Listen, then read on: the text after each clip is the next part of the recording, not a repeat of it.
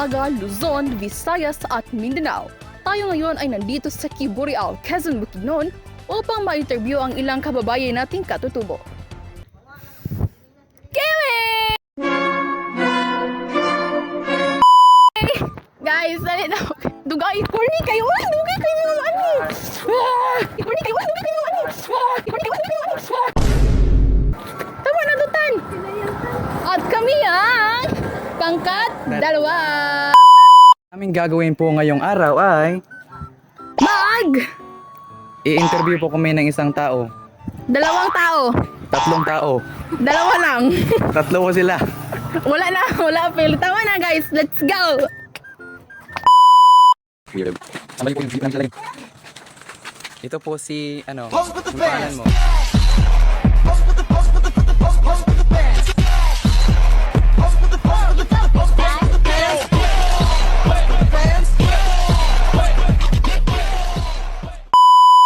Kayo po ba ay nagsasalita ng wika Filipino?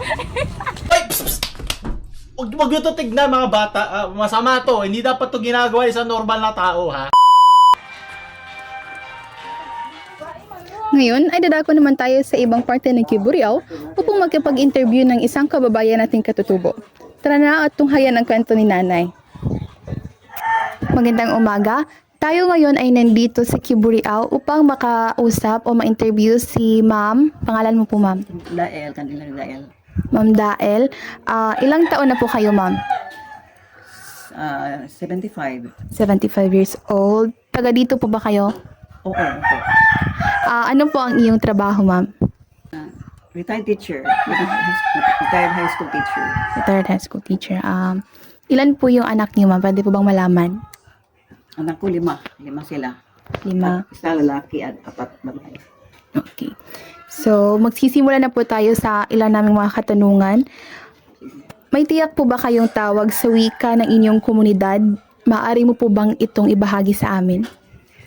Ang Ilonggo, sa Iloilo, so panay na siya naghalin nga dialect na mo, Ilonggo. Usually mga Ilonggo, mga siling nila nga, hinay ko ng mga istorya, malumay. Ayun, sa kuan, ang term na Ilonggo, dito na sa naghalin sa ilong, na kuan. Maaari po ba kayong magsalita ng ligay doon kapag kayo ay aming tinatanong? Okay. Ma'am. Sige, oo. Sige, ano na lang ang tawag sa inyong wika, Ma'am? Ang wika, Ilonggo, hinigay nun. Hinigay. Hinigay nun kami, oo. So, sa inyong palagay, ano po ang kahalagahan ng inyong wika sa pagkakakilanlan ng inyong komunidad? Kung kuan, pero hindi ka nun, diri man ko nagdako sa Mindanao. So, ang naka-adapt kami karon sa Cebuano man, kasi Cebuano, siyempre. Yes, ma'am. Pero kung kami mga utod, Ilonggo gid kami, magkitaay kami, kung mga parente na akong sa Iloilo, mabakasyon kami. So, Ilonggo gid amon itong storyahan Ilonggo dyan.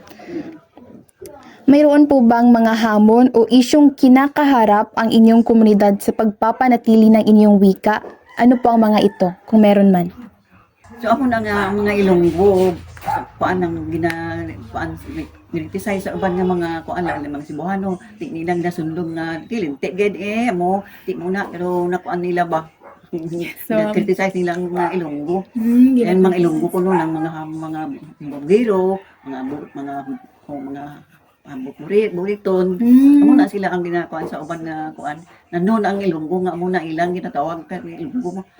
Hambog ko no mga buriton. Oo.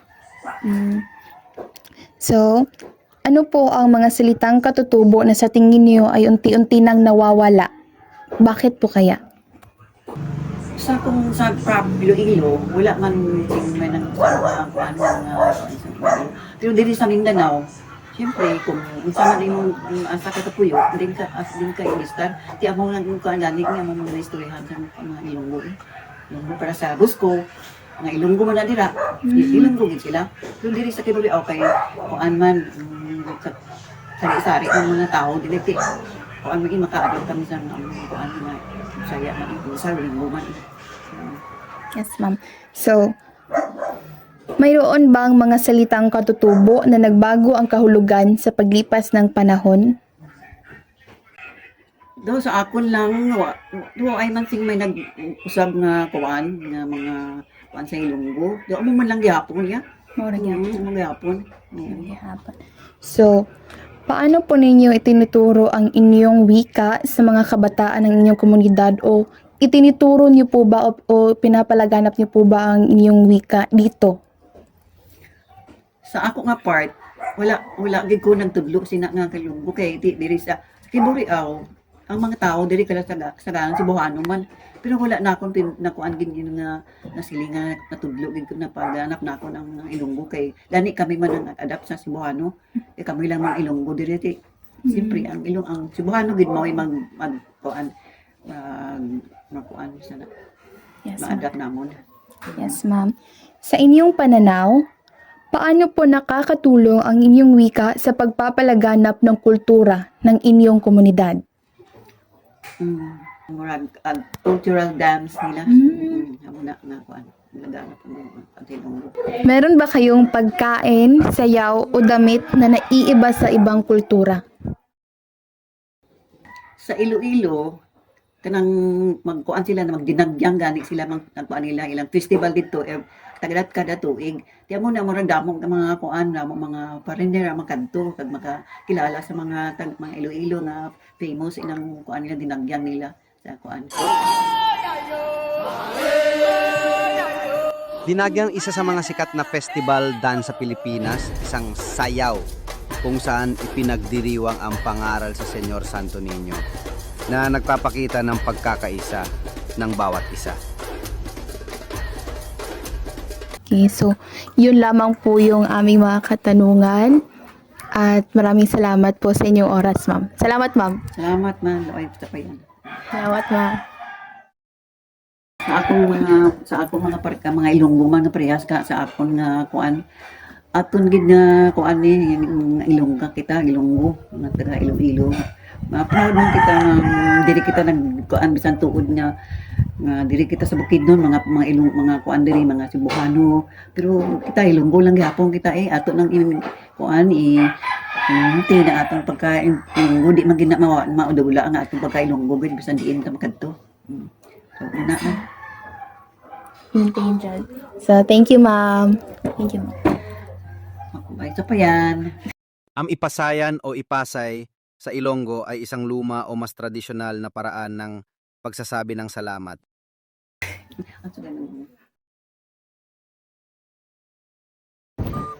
At doon lamang po nagtatapos ang ating interview ngayong araw.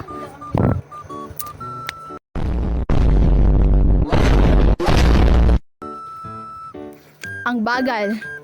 Napakabagal nyo naman.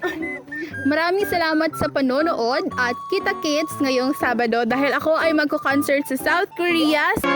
Sa Lunes naman ay sa Saudi. Sa Martes. Baliw. Weirdo. Thank you, ma'am.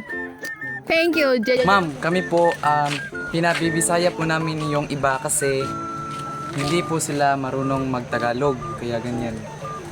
Sana ma-enjoy ka, Ma'am Kicks. 감사합니다.